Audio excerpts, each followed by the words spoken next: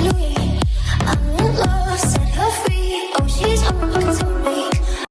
les potes, yo tout le monde, c'est Isma, j'espère que vous allez bien. On se retrouve aujourd'hui pour une nouvelle vidéo. Avant de dire le sommaire de cette vidéo, je vais vous souhaiter un bon réveillon. Cette vidéo sort le 31, ouais c'est bien ça, il me semble bien que c'est ça. Du coup je vous souhaite à tous un bon réveillon et après une bonne année 2024. Je vous souhaite le meilleur pour votre vie personnelle, professionnelle, etc. La santé, la famille, la richesse, pourquoi pas aussi, tant qu'à faire. Donc voilà, je vous souhaite plein de bonnes choses et je vous souhaite aussi une très bonne saison, une très bonne deuxième partie de saison à l'Olympique Lyonnais. On espère se réveiller et se maintenir le plus tôt possible. Et pourquoi pas un beau parcours en Coupe de France. Moi j'y crois les gars. Donc à voir. J'aimerais bien, je prends. Donc au sommaire de la vidéo les gars, beaucoup de mercato. Ce sera la deuxième partie. Donc il y a vraiment pas mal d'infos qui sont tombées assez récemment. Alors que pendant la première partie, on parlera plutôt du dossier entraîneur. Pierre Sage avec les adjoints. Tout plein de choses à ce niveau-là. Et quelques stats aussi, deux, trois petites infos, une stat. Donc voilà, il y a pas mal de petites choses à dire, ça va être une vidéo bien sympa, comme on dit. Donc les gars, c'est parti pour la vidéo. On commence les gars avec le dossier staff. La première chose les gars, Jordan Gonzalez, c'est l'entraîneur de Bourg-Péronas en National 2. Ils sont actuellement d'ailleurs premiers de leur poule, félicitations à eux. Pourrait intégrer le board de l'Olympique Lyonnais, alors on ne sait pas vraiment où. Ça pourrait être soit au niveau de l'académie en tant que dirigeant de l'académie, ou alors être l'éventuel remplaçant du nouveau dirigeant de l'académie, ou alors il pourrait être entraîneur d'une des équipes de l'académie aussi. Donc franchement, c'est un peu flou, mais en tout cas, on sait qu'il peut arriver dans le staff lyonnais. Donc il pourrait, pourquoi pas, arriver de ce côté aussi du board, on va dire. Par contre, il peut arriver de l'autre côté, devenir aussi l'entraîneur adjoint de notre cher Pierre Sage, les gars, parce que Jérémy Bréchet et Jean-François Villiez ne veulent pas s'attarder à ce poste. Les deux passent un brevet d'entraîneur et je crois que Jean-François Villiers doit tenir l'équipe U19 pendant au moins la saison pour valider son diplôme, il me semble. Et Jérémy Bréchet, il serait un peu déçu qu'on ne lui ait pas confié les rênes de l'équipe après qu'on ait viré Grosso. Et du coup, ils sont un peu mis de côté. Donc, il pourrait rebondir dans un poste moins important pour le club, ce qui laisse des endroits vides. Donc, d'abord les adjoints.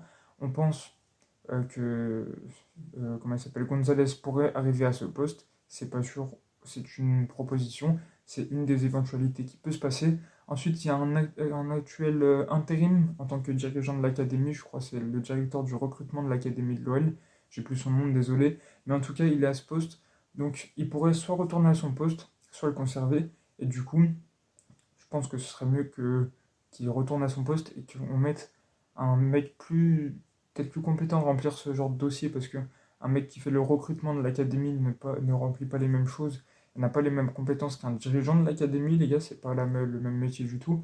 Donc je pense qu'on peut mettre un mec plus apte et que notre cher Gonzalez puisse venir dans un rôle de dirigeant d'équipe, de catégorie de notre académie. Donc pourquoi pas, c'est assez flou à ce niveau-là. En tout cas, ça fait plaisir qu'un mec de la région vienne, pourquoi pas, à Lyon. Franchement, ça montre le talent de la région lyonnaise, que ce soit les joueurs ou les entraîneurs.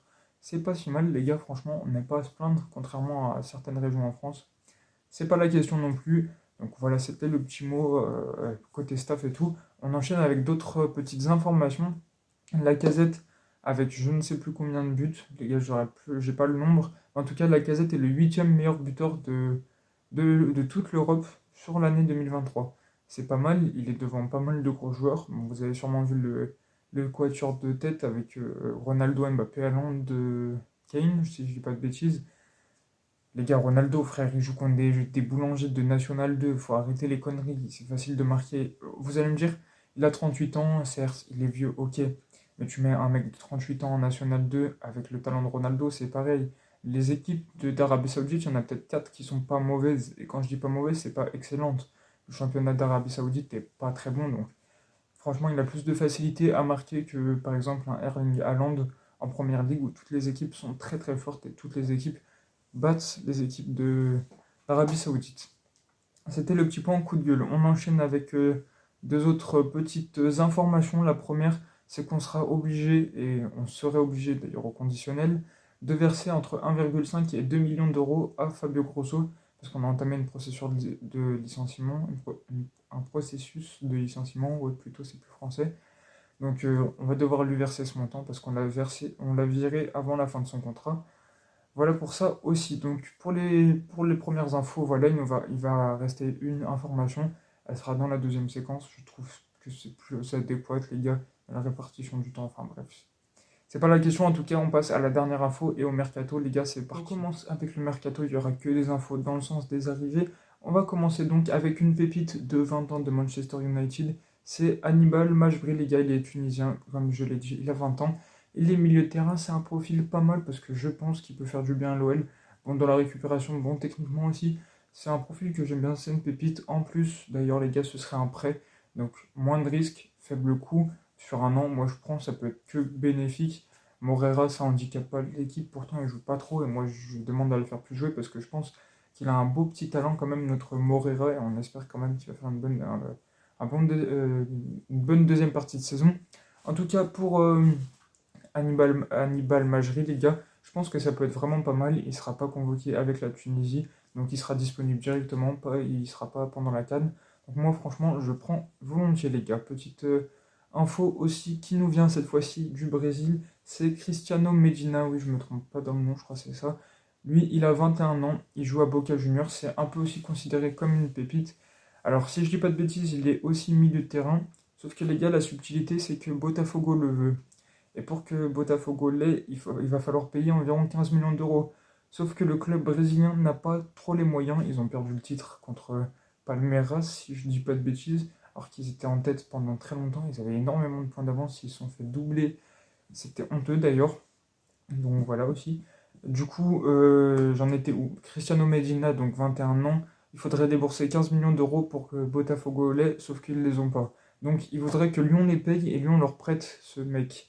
Donc moi je vous le dis, je suis contre. On a une enveloppe pour aller de 45 à 65 millions d'euros pour le mercato. Les 20 millions de 45 à 65, c'est des bonus vis-à-vis de la vente qu'on va faire. D'ailleurs, on aimerait vendre Diomandé pour 7 millions d'euros. Je suis d'accord pour le prix, je pense que ça correspond.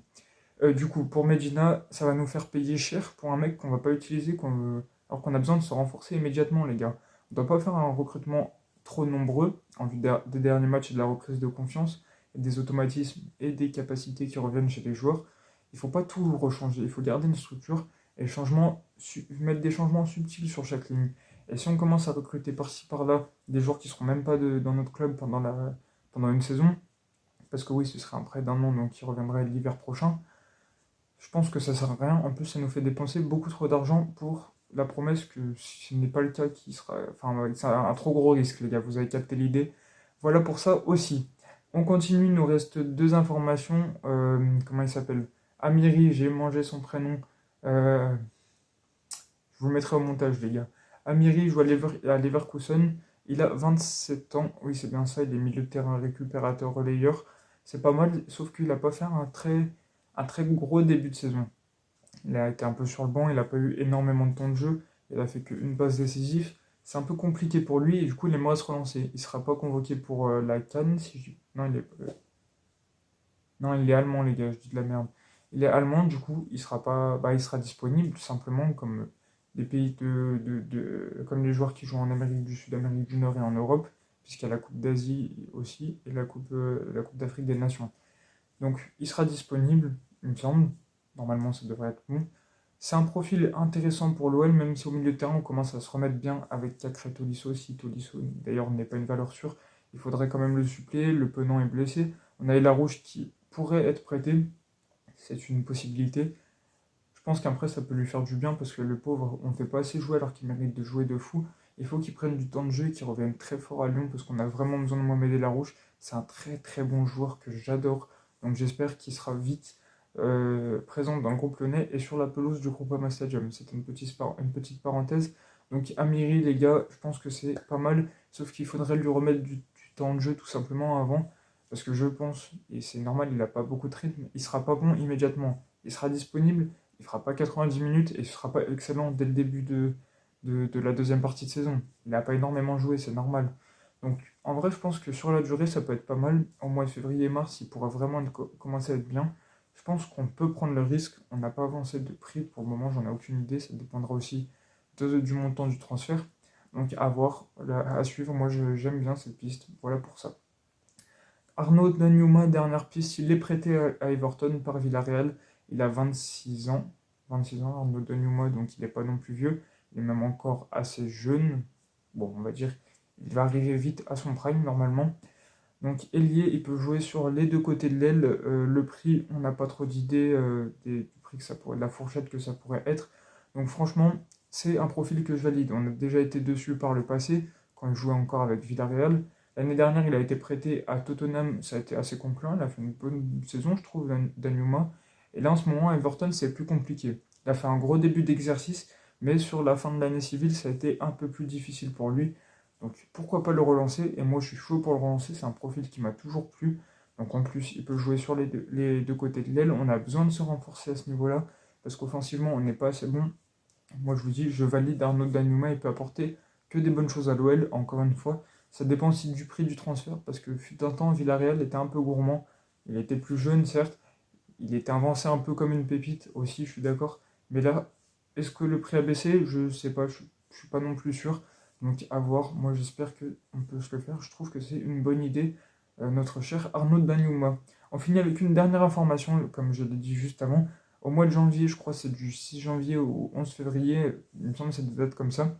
Il y a la CAN, les gars, la Coupe d'Afrique des Nations. Et pour le moment, deux joueurs lyonnais sont convoqués. C'est Ernest Mama, donc notre titulaire. Ça nous impactera beaucoup, je pense, parce qu'on va manquer de créativité. Ça peut laisser sa chance à Morera. Moi, j'aime bien, je demande à voir. Mais bon, ça fait un peu chier qu'on enlève un peu la créativité qu'on a sur les ailes.